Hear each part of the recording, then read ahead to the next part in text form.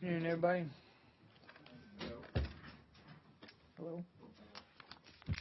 So you're here only because you didn't win the lottery last night. Yes, that is exactly right. Didn't even come close. I assume it's the same. You could say the same for all of you.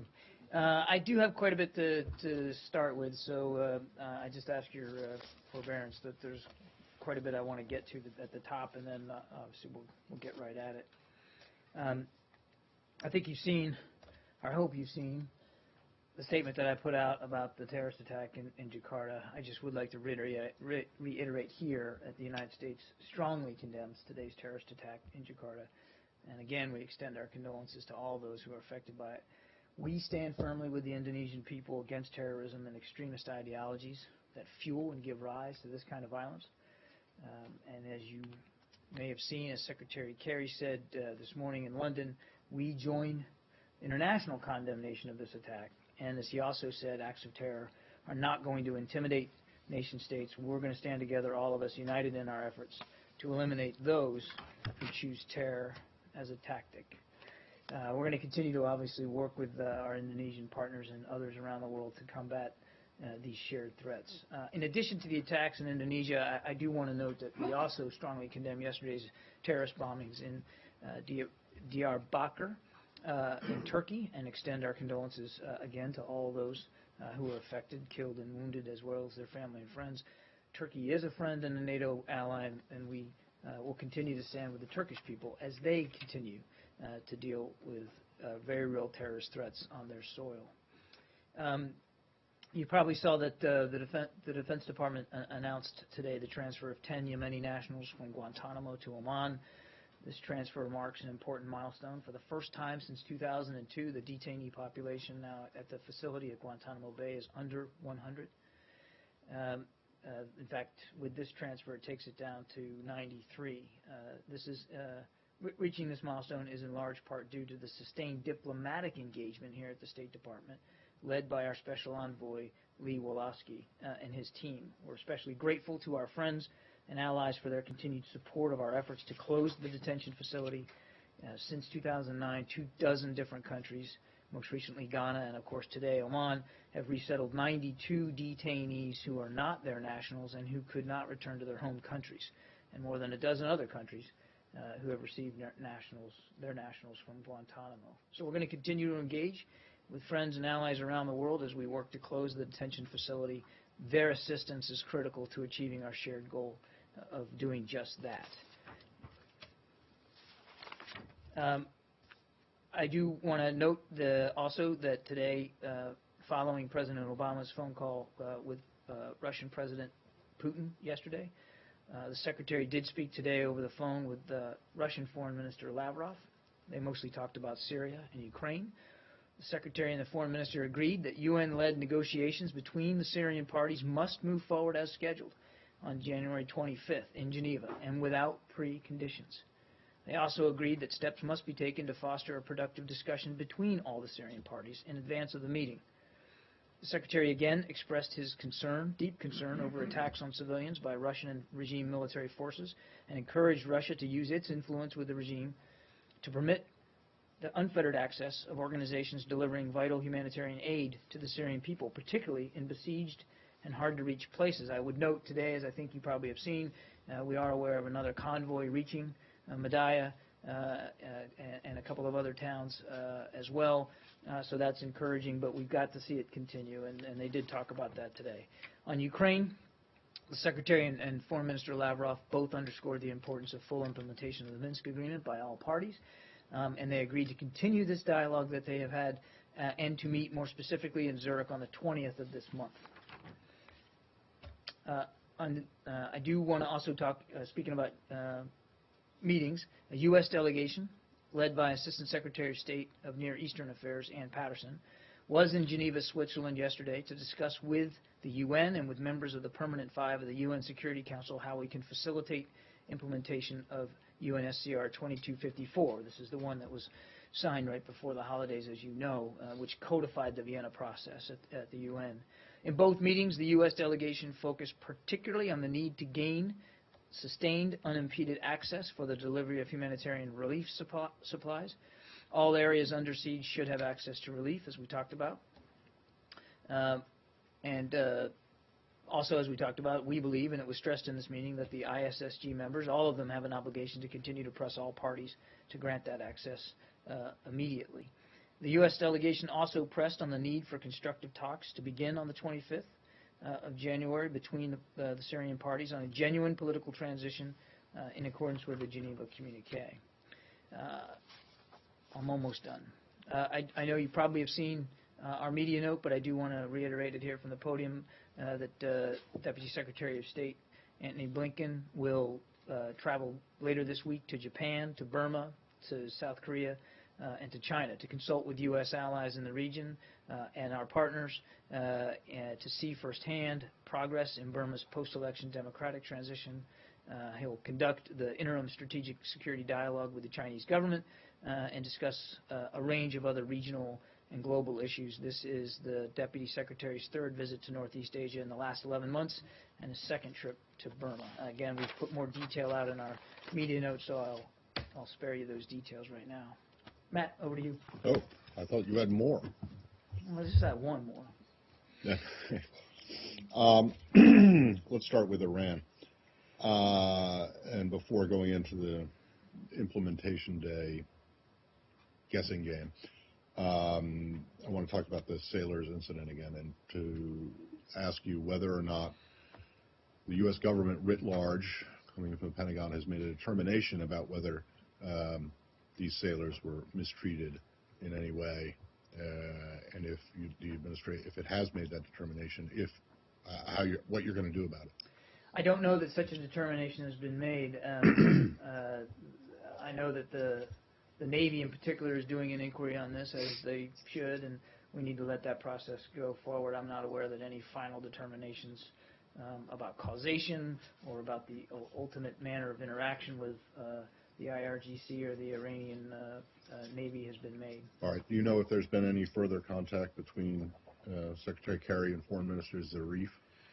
I don't have any additional communication to read out to you. I don't believe that there's been anything additional with respect to this incident. Okay. And then to implementation day, what is going on here? The Iranians say that they've almost finished, that the Calandria is out, that the core has been filled with concrete, and that the IAEA is looking at it right now to verify it. I mean, is it possible that this is going to happen tomorrow, or is that now out of the question, and we're looking at either the weekend or sometime next week? I honestly can't tell you exactly when implementation day will occur. What I can tell you is that we believe it will occur, and that it will occur very soon.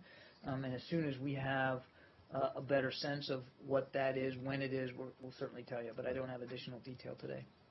Can you confirm, I mean, as you saw yesterday, the Secretary said that the Calandria was out and he expected it to be filled with concrete in the coming hours, and you saw what Matt said about the Iranian comments. From your knowledge, has the concrete been poured?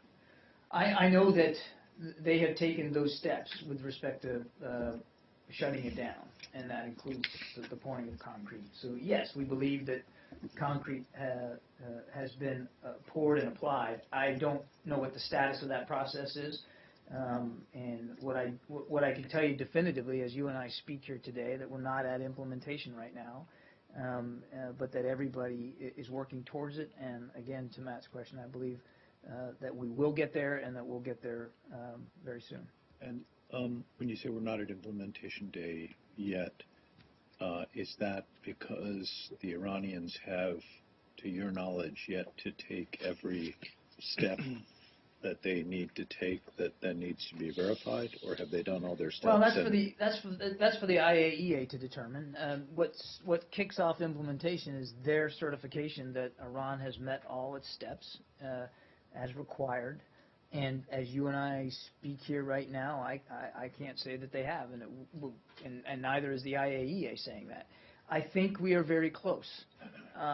I would prefer not to get into any more detail than that, but I do think we're very close, and as soon as we know something definitively, we'll let you know. I suspect the first word will come from, as appropriately, come from the IAEA. Can I ask you about the U.S. government getting ready?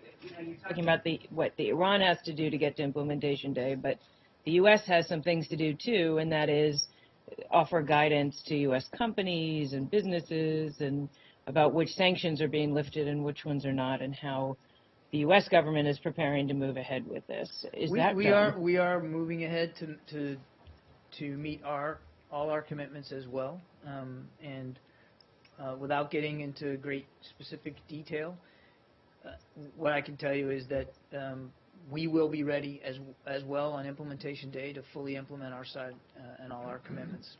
But I don't have more information right now. Does there have to be a configuration of officials in one city to receive the IAE report, or could they just announce it? I think Vienna?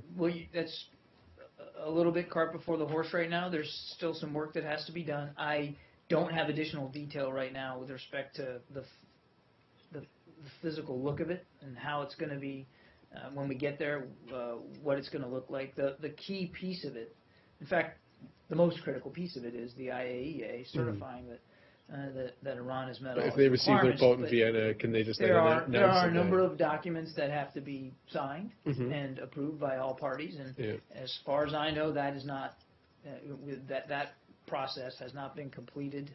So we're just not there yet. I do think we're very close. Excuse me, and when we can talk more about it, we certainly will. You're not prepared to say whether he's coming back tomorrow or anything like that? I have nothing additional on the Secretary's schedule to announce or to speak to today. If I could, I wanted to go to around where Matt started with the Navy and the sailors, and ask you, Admiral, what the sailors should have done. We understand that they were picked up in Iranian territory, so they were already sort of where they weren't supposed to be. The Secretary Carter said as much today, that they know that they shouldn't have been there. So when approached by Iranian forces, guns drawn, what are these sailors trained to do? Are they supposed to allow themselves to be boarded, or are they supposed to defend themselves before they allow that to happen? You know, those kinds of decisions are made in the moment, and there's really only one individual that can explain the decisions that he made, and that in this case I believe it's the young officer who was in charge. And I know the Navy is talking to him as well as the other sailors, and I'm not going to get ahead of any judgments that the Navy might make or try to get in the head of that young man. Every tactical situation is different, and it would be foolhardy and inappropriate for me to try to second guess or armchair quarterback what could have happened, should have happened, what he should have done. I wouldn't get into that level of detail. I sailed those waters myself a long time ago, but even then it was tense, specifically with Iran, and everybody's mindful of the tensions up there in the North Arabian Gulf. And you can see just from looking at the videos that the tension comes right through. But I would really not want to try to second guess this. That's for the Navy and to determine, and we need to let them do that. Has anybody expressed any dismay directly to the Iranians about the video, which is largely seen at this point as propaganda? Secretary Carter said the U.S. would have never done anything like that had the roles been reversed. In producing that video with the sailors with their hands up, sort of a propaganda. Well, look, I mean, I obviously it's when the video on the face of it is it's difficult to watch, and there's no question about that, and nobody likes to see our sailors in that position. I can't speak for the motivations for why they did it, why they put it out there. If they did it for propaganda purposes, we would certainly join in those that are expressing concerns about that. I mean, that's that's less than helpful. I do know it's not uncommon for them, just from past experience, it's not uncommon for them to document events and incidents like this. You might remember when the British sailors were captured a few years ago, they did the same thing, so it's not uncommon. But to put it out there and use it as propaganda, obviously we wouldn't condone that. So what's most important here, though, and I don't want it to get lost, and I understand there's questions about what happened and who's accountable and what we think about their behavior. But we got our sailors back in less than 24 hours, and nobody got hurt, and not a shot got fired, and they're all safe, and we got our boats back too.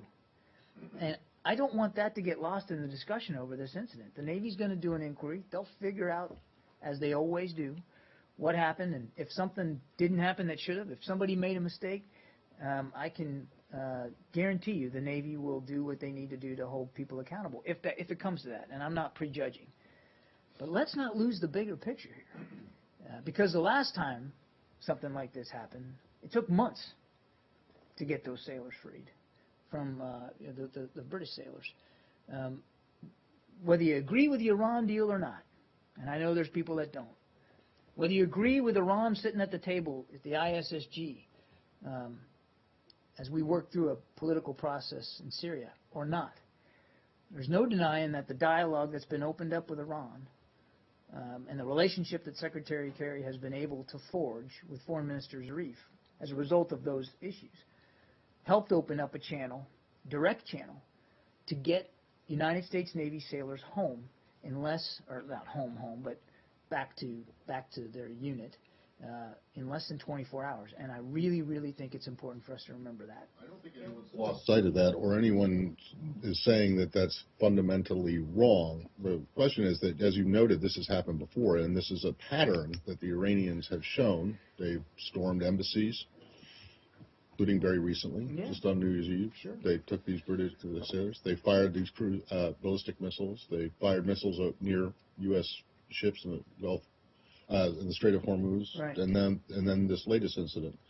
So the issue is not whether or not there is this dialogue or this channel of communication is opened up, and whether that's potentially good or played a very helpful role in securing these guys' release. The question is the pattern of behavior by the Israelis. And when you say the that, Iranians. I mean, sorry, the Iranians. If I had yes. said that. Yes, if you had said that, boy, there would have the been flags there would have been hell to pay. Yes, there might even be hell to pay for me for saying that. So sorry, let me just make clear. The I'm question glad that is, I can help bail you out of trouble. yes. today. Well, I tried. The question is the behavior of the Iranians and the pattern of behavior of the Iranians. And when you say that producing this video is less than helpful, I mean, or that it to put it out there To as be used for propaganda purposes, right. certainly less We than wouldn't helpful. condone that. But isn't it much more than that? Can't you say much? Well, can't you go further? I mean, isn't this a kind of a violation of the rules of engagement? This is something I wanted to ask you about, which is under the Geneva Conventions, I believe it is not permissible to video or produce for propaganda purposes or display prisoners of war. And I guess my question was, do you regard the 10, and I got to assume you don't, the 10 sailors as having been prisoners of war to whom the Geneva Conventions are applicable or not, because you're not actually at war with Iran, and therefore, they didn't actually violate any international agreements by videoing them and displaying that? Yeah, look, the Geneva Convention applies for wartime. We're not at war with Iran, so it's a moot question. But I do want to challenge just a little bit. I do want to challenge a little bit your preamble, your really lengthy, eloquent preamble. Well, not so eloquent, because I got the name of the country wrong. Well, I was trying to save you again, man. I'm not suggesting that when I talked about we need to keep in mind that we got our sailors back so quickly, and I'm not suggesting that people are criticizing that. What I am suggesting is that element of this is being forgotten. It's being largely overlooked. And if we, Front page of the New York Times it's today. being Nineveh. overlooked by many. And I can but think and imagine that if here we were 2 or 3 days afterward, if they were still in custody, what kind of criticism and questions we'd be getting. So I just think it's an important element not to forget that we got them home safe and sound, 10 fingers, 10 toes, no shots fired, and we got our boats back too. Not insignificant. So I just wanted to make that point. I'm not suggesting that there aren't other valid questions being asked, such as those you did over Iranian behavior. And what I would say to that, Matt, is, look, and I've said it 100 times, we're not turning a blind eye to Iran and its provocative behavior. We're not forgetting that they fired rockets near an aircraft carrier not long ago, that they still are a state sponsor of terrorism. I mean, this isn't about some rapprochement with Iran. This is about getting sailors back. Right, but when you say it's not insignificant, I mean, you're praising the Iranians for doing what they should have done anyway, regardless of whether there was this open channel of communication.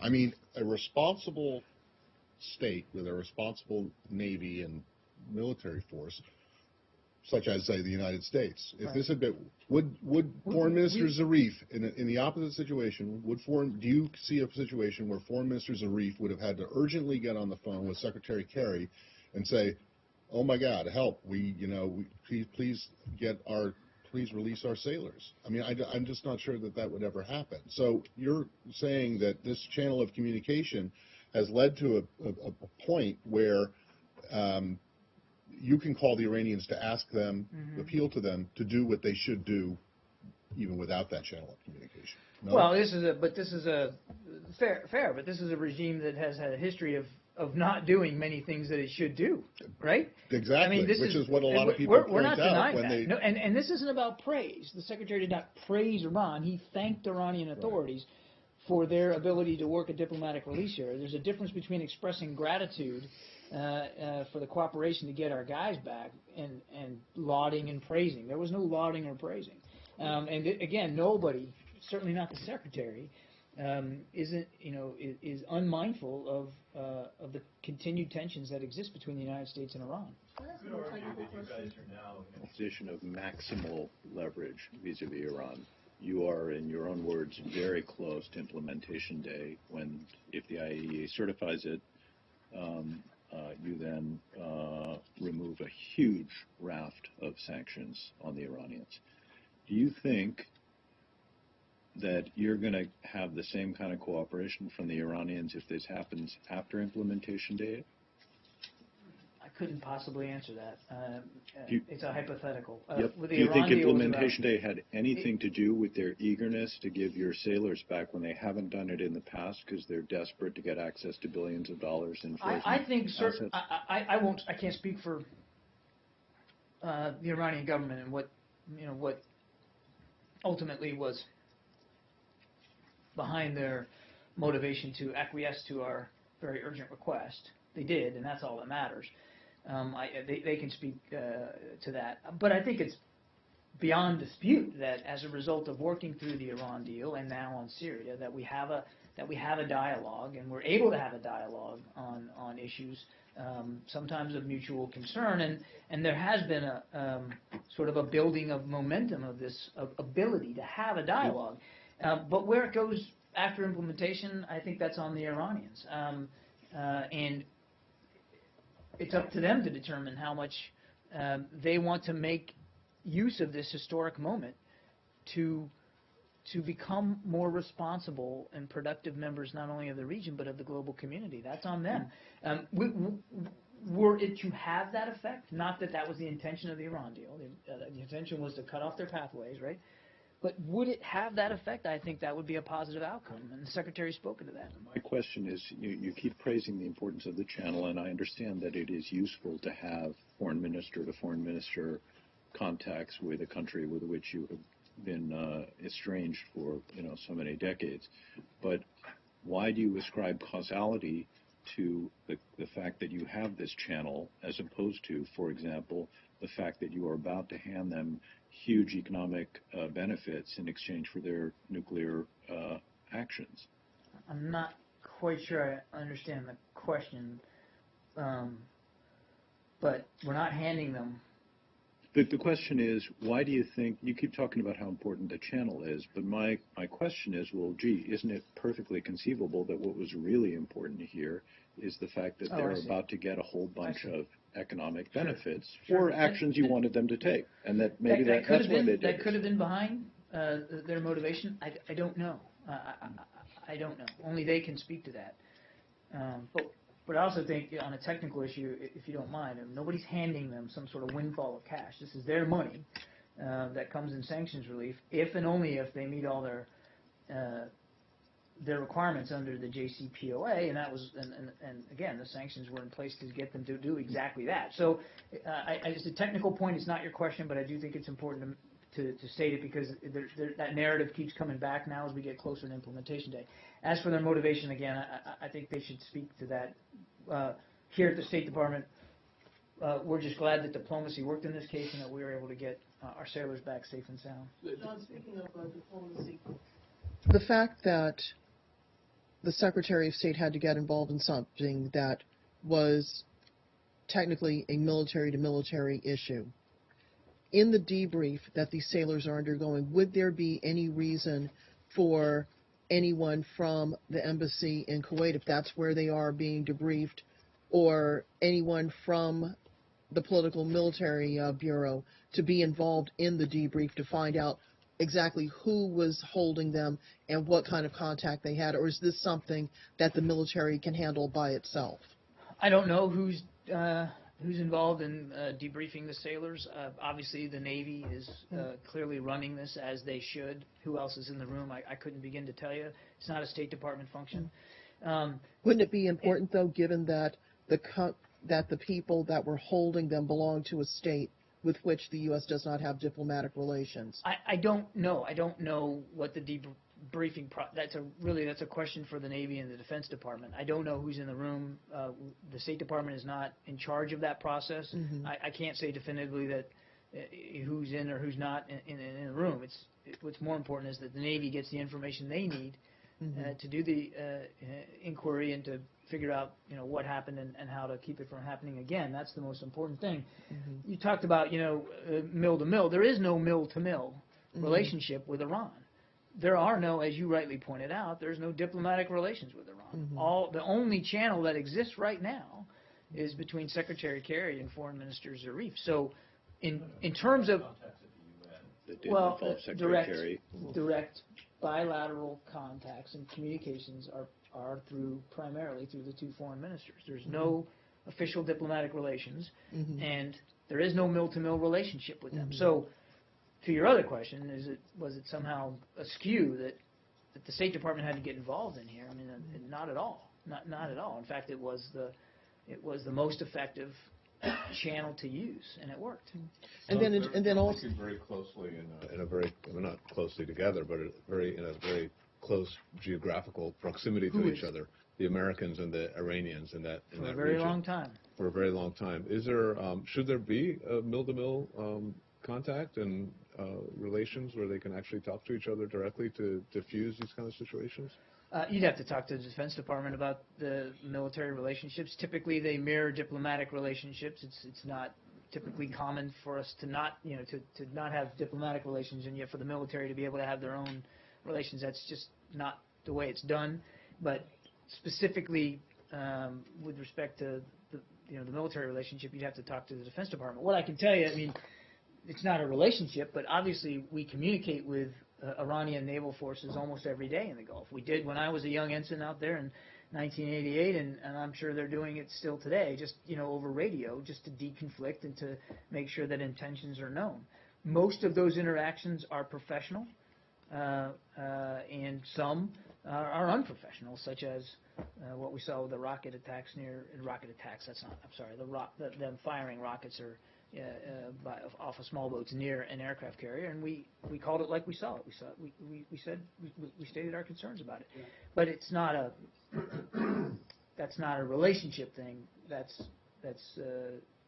mariner to mariner communications. Well, what's preventing these? You're saying that the military to military relationship follow a diplomatic Typically, yeah. relationship. What's preventing that from happening? There's no diplomatic relations with Iran. There are no diplomatic relations with Iran. But I won't speak to decisions that the Pentagon may or may not make. I'm not aware that they're anticipating or predicting or hoping for. That's up to them to speak to. John, how will these footages, do you think, affect the U.S. image in the Middle East, especially in the eyes of its friends and enemies? The U.S. is fighting ISIS in the Middle East and supporting its allies. So is the question that because we had sailors on their knees on boats with guns pointed at them, that somehow we need to be worried that there's an image of weakness? Is that the question? Don't you think that it will Name affect another the U.S. country image? in the world that has as many forces in the Middle East than the United States. None. Who's been a naval presence there since the end of World War II? None. The United States, I'm talking about another nation outside the region, and they don't have as big a military as the United States. We have remained perennially there. We will. There's a robust military presence. It's not going to go away. We are deeply engaged in the fight against ISIL and the coalition. And nobody can say that the United States is not contributing to that effort, but also leading in the coalition and put that 65-member coalition together. So I've heard the snarking about this. I think it's really important, unless you've been on one of those boats and you've sailed in those waters and you've been faced with that danger, not to second guess what those sailors did in the moment that they did it. That's for the Navy to figure out, and they'll do that. As I said, nobody likes to see that video. We don't enjoy watching it here either, and I'm sure the Navy's not enjoying watching it. But let them work through this and figure out what happened, and then we'll go from there. Our focus here at the State Department is on reinforcing strong diplomacy in the region on a spate of so many issues. And there's a lot to tackle, and the Secretary is very focused on that. And we're glad that through diplomatic means we were able to get this resolved as quickly and as safely as we did. In one of your answers to Arshad on this is a purely legal kind of question. Oh, but I'm sure I'm going to be a master. Well, I'm just wondering if you said that since we're not quote unquote at war with Iran, that the Geneva Conventions are moot. And the question is that moot. I didn't say the conventions are moot. No, well, that the question is moot whether they apply. Okay, has that determination actually been made, as far as you know? Has it been a determination? I don't know that I don't know that it needs to be applied. I'm not a lawyer, but it's very clear if you read the conventions, they are for wartime, and we're not at war with Iran. So. At least in the technical sense, but you have proxies fighting in numerous places. We're not at war with Iran. Fair enough. When the British sailors were taken, and you mentioned this incident several times, the former Prime Minister of your oldest, or not oldest, but your special relationship ally, Prime Minister Blair, said that the release of the video of them, which you also mentioned, was a violation of the Geneva Convention. I can't speak for what Prime Minister Blair said back then. I could just tell you what our... Okay, so the administration does not believe that the rules of the rules and the code of conduct laid out in the conventions is applicable in this case. If we're not at war with Iran, so it's hard to see how the Geneva Convention could apply to that. All right. If we were, or if it did apply, then we would certainly have, we would be able to apply concerns about it under that means. But we're not at war with Iran. Well, okay, fair enough. But I mean, don't you think that the broadcasting of this video and these photographs, if not violating an international convention, is at least a breach of what should be kind of a professional military code of conduct that should have some kind of a consequence? Well, I certainly would agree that it's unhelpful, and we wouldn't consider it appropriate to do. It's not going to do anything to de-escalate tensions, and its use for propaganda purposes is inappropriate. So I think we can safely say that nobody wants to see that. There's going to be elections in Iran and in the United States over the next 12 months. There won't be Secretary Kerry and the Foreign Minister Zarif after a while. And at the moment, it's a one-to-one relationship. Has there been any thought given to... How do you know that? I don't know. Sorry, but it's possible that there will not be. Has there been any Now thought I know given why he didn't win the Powerball. to institutionalize the relationship? Obviously, I'm not asking you if you can restore diplomatic relations, but what's the procedure to keep this kind of, as you've said, useful, in this case, contact open in the event that one or other of these men is no longer in a job in 12 months' time? I can't possibly predict what the future is going to look like. Well, exactly. So shouldn't there be an institutional structure, or at least a post-it note with a mobile number on it? Hand on this relationship, such as it is, to institutionally between the foreign ministry of Well, that gets to Iran the and whole Secretary. that gets to the whole issue of official institutionalized diplomatic relations, and we have none, and I'm not aware of any plan to restore. But you've described the relationship as it exists now as useful in this case. It certainly was. That's a useful thing you have that you could lose. I can't deny that might be the case, but absent a U.S. government decision to restore diplomatic relations, I don't know how else to answer that question. It has been a useful channel in this particular case, certainly very useful. Decisions about elections here and decisions about elections there are up to the people of those countries, and they get to make those decisions. And the impact that those decisions have on whatever relationship there is with Iran going forward is, I think, yet to be determined, and it would be foolhardy to try to predict that. Very quickly. Did you say that the Geneva Convention applies to this incident, or it doesn't? Because there is no state of war. I'm trying to understand. The Geneva Convention applies for a time of war between nations. Right. And we're not at war with Iran. So it's difficult to see how the provisions of the Geneva Convention can be applied here, or us citing them as violations of it when we're not at war with Iran. Mm-hmm. Now, if we were at war with Iran, or will you pick the country, then yes, I think you could look at what happened as a breach of the protocols in there, but they don't apply. Okay. And very quickly, the incident itself, some people say that it reflects some sort of conflict, or maybe between, let's say, the Revolutionary Guard on the one hand, and then President Rouhani and Foreign Minister Zarif on the other. Do you also have the same feeling that there is actually some sort of a conflict or power struggle between the Revolutionary Guard and the executive in this case, President Rouhani and it? I'm not an expert on internal Iranian politics. I mean, it's a simple fact that not all arms of the government agree with one another, and not all of them act in unanimity or consensus, and not all of them, as far as we know, keep each other informed of everything they're doing. That shouldn't come as a shock to anybody. We have our own struggles in the United States with that. But I, with respect to this particular incident, I have no knowledge of the internal communications over it in Tehran, and how they dealt with it, or prepared for it, or ultimately got to resolution. What I do know is that, Foreign Minister Zarif, he certainly worked on the diplomatic end of it. Mm-hmm. And finally, it's always the JCPO. Was Zarif already aware of the incident, or did Kerry inform him? I don't know. I don't know. Yeah, on the Iran deal itself, it is always stated that it is independent of everything else.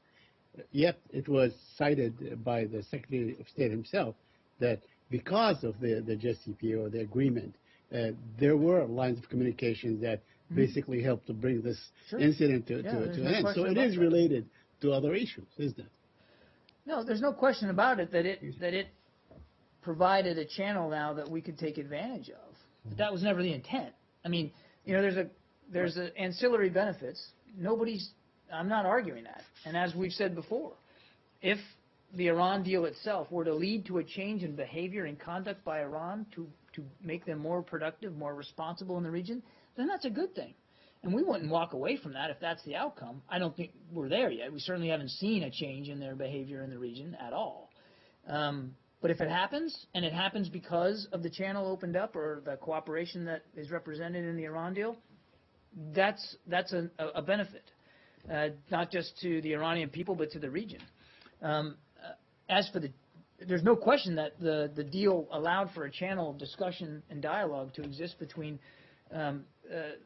Secretary Kerry and Foreign Minister Zarif, but it would be wrong to conclude that we entered into the Iran deal with the intention of doing that, of having that.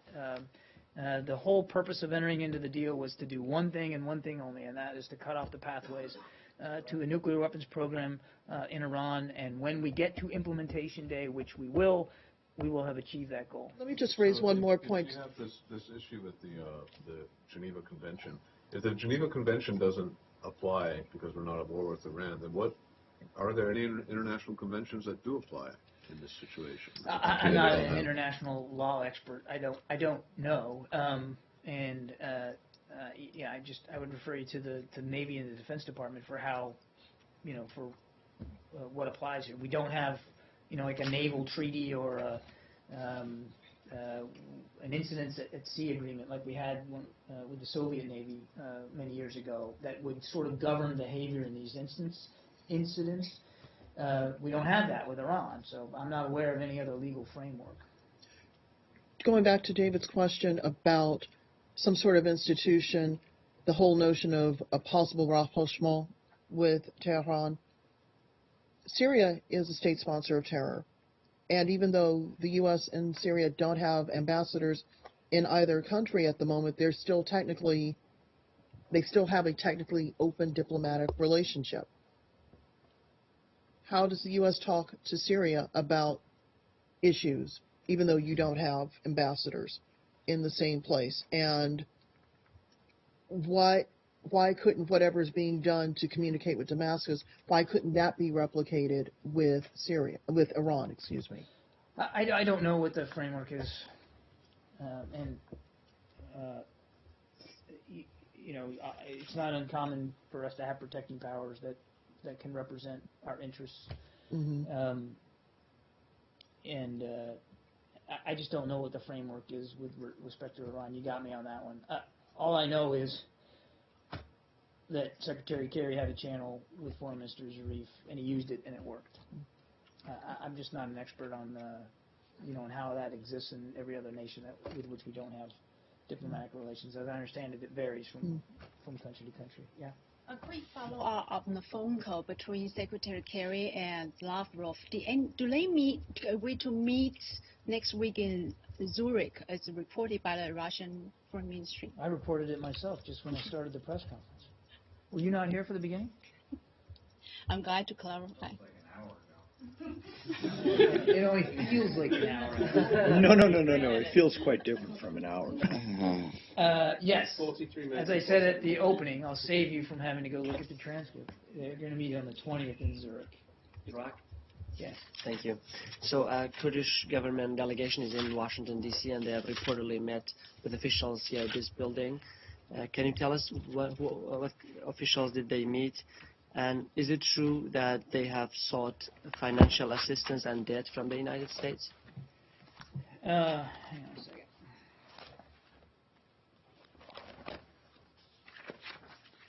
Don't know that I have a readout on this for you.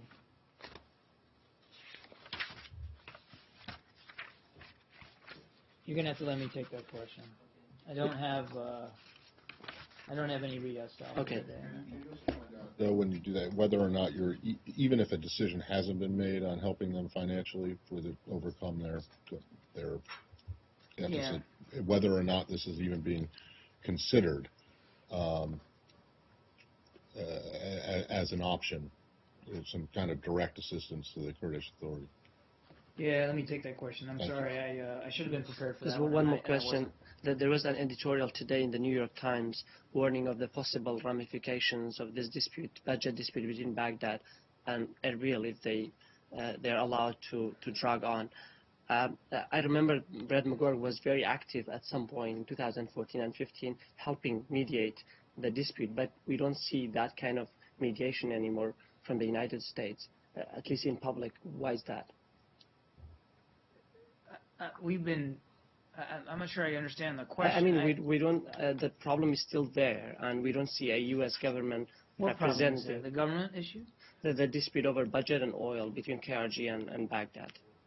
We are in constant touch with Kurdish and Iraqi authorities about those issues. I mean, though we may not talk about it every day, and you're not seeing press releases about it, doesn't mean that we're not engaged and continue to engage with the leadership over there. And Brett McGurk obviously continues to be involved as appropriate. I don't have anything new to announce or additional context to provide you, but to surmise that we've somehow disengaged from it, I think would be wholly inaccurate. But can we say the fact that it's dragged on for about 3 years that shows the United States it has not used its leverage on both parties to These solve are that issue? internal political issues that we want those leaders to resolve and to work through. We've said that time and time again, and I've answered this question from you before. It's not about using American leverage and influence and and putting a thumb on it. It's about encouraging constant engagement and dialogue, and to help them get to solutions that they arrive at and that they agree to. And nothing's changed about our desire to see them to do exactly that. And that you may not be hearing about it every day, or we may not be talking about it every day, doesn't mean that it's not happening. Oh, Saeed, I already got you a bunch of times. Turkey. Okay, we'll stay on Iraq. Very quickly, there are reports that the Shia militia, Al-Hashd al-Shabi, is besieging Sunni villages and so on, and in some instances they're committing some horrific acts and so on. Are you aware that the Sunni villages in the Diyala area have been besieged by I haven't seen those specific reports. We've long made known our concerns, though, about the proper treatment of innocent civilians by all parties in Iraq. We've been very clear about that. Working hard. It's one of the reasons why we're working so hard to support the Abadi government in their efforts to be inclusive and to help improve the competence and capability not just of primarily the Iraqi security forces, but also the various militias that are out there. I think you guys got a briefing on this or had a chance to talk to Colonel Warren about some of those efforts, and so we're very, very committed to that. I'm not aware of those particular reports. That's really more of a question for the Defense Department to speak to. Yeah. So ahead of Deputy Secretary Blinken's travel to Asia, and earlier this week, the Japanese foreign minister talked to Foreign Minister Lavrov of Russia, and Russia seemed to be very forthcoming in terms of support for sanctions against North Korea and working with the international community. Is there any concern that Beijing would not be as forthcoming with such support? What I would say is we've been very consistent in our message to Beijing that we want them to continue to use their influence and exert their leadership in the region to hold the North accountable for their provocative behavior. We've also said that at least in light of this most recent test, nuclear test by the North, we continue to believe that the international community's got to be in unanimity about moving forward with tougher measures to include tougher sanctions. And as Secretary Kerry said to you himself, that the past approach that China's employed hasn't been working, and that we're going to look to China to exert its influence and its leadership in a more positive way with respect to holding the North accountable. I can't predict where that's going to go. Those discussions are ongoing, and we'll have to see where we end up. Okay? Yeah. Secretary Kerry and I guess others at the Pentagon have, long raised concerns about ISIL affiliates. Why? Is there anything you could say about the timing? Why now? I would presume they would have been on your radar. The announcement says they were formed in January 2015, so I presume they'd been on your radar for a while. Certainly, we've been watching them for a while. The why now is we have conducted enough analysis to make this determination and to make it public. I wouldn't read anything into the timing with respect to current events there or here or even events here in Washington. This is a fairly standard, routine, deliberate process that we go through in terms of designating FTOs, and this was the time to announce this one, and so we did. There's nothing more behind it than that. Okay. Do you not think there's enough acronyms in this wall? ISIL K, ISIS K, Dash K. It's nice and concise, isn't it? It's clear. ISIL K. ISIL K. Yeah. ISIL? We good? We got yeah. There's more. Oh. Okay, we'll go to these three and then. I have one. No, I already got you, man. You're killing me. Go ahead. There are reports out that the CDC may issue a warning about people traveling to the Caribbean and Latin American countries because of the spreading of the Zika virus. Has there been any consideration in this department about a travel warning based on? I don't have any travel warnings to speak to right now. I mean, obviously, we're in close touch with the CDC on this. We're very mindful of this particular virus and the danger posed by it. But what I can tell you is we're going to stay in close touch with the CDC. I won't get ahead of any announcements they may or may not make. That's for them to speak to. We're in close touch with authorities there, and obviously, if we feel the need that we need to make such notifications here at the State Department, we'll do that. But I don't have any that I can speak to right now. But we are watching this very, very closely. Yes. What are your expectations for the Taiwanese elections on Saturday? And there have been concerns that of cross-strait relations being affected, and thereby how would this affect U.S. policy? Well, we don't get. We're not going to talk about the internal politics in the country. We would expect, like we expect other elections, that the Taiwanese people are able to express their views through the ballot box, and that that they're fair and transparent. But that's about all we would say about that. Okay. And can I also follow up on? I know what you're going to say. You don't talk about the internal politics of other countries. You were going to get me on that. Taiwan. Taiwan is not a country. As soon as I say something like that, and he looks up from his scribbling, then I know I'm going to get it. Taiwan is not a country. No, I didn't. Yes. I said. You said. Nothing has changed about our one China policy. And that's the country I was talking about. But these elections are for the Taiwanese people to speak to. Right. But in other countries. One China. One China. One China. Turkey? There's no change to our policy. Sorry, can I also ask about Assistant Secretary Blinken's travel? He's traveling to Northeast Asia. What do you expect out of these meetings? Well, I think we put a lot of that in the media note that we put out. He's looking, and I said it at the top. He's going to discuss a wide range of bilateral regional issues to include the tensions, obviously, that continue to exist in the region in the South China Sea and Northeast Asia with North Korea and their provocative actions. So, I mean, there's a lot to talk about out there, obviously, as there always is, and it's a reinforcement of our commitment to the region and our commitment to the Asia-Pacific rebalance.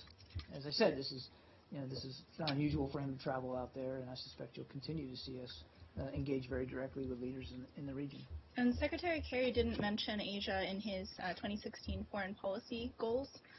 What does this mean for the rebalance? That he didn't mention it, it means nothing to the rebalance. The rebalance is still a vital part of our foreign policy agenda going into this year, as it has been in past years.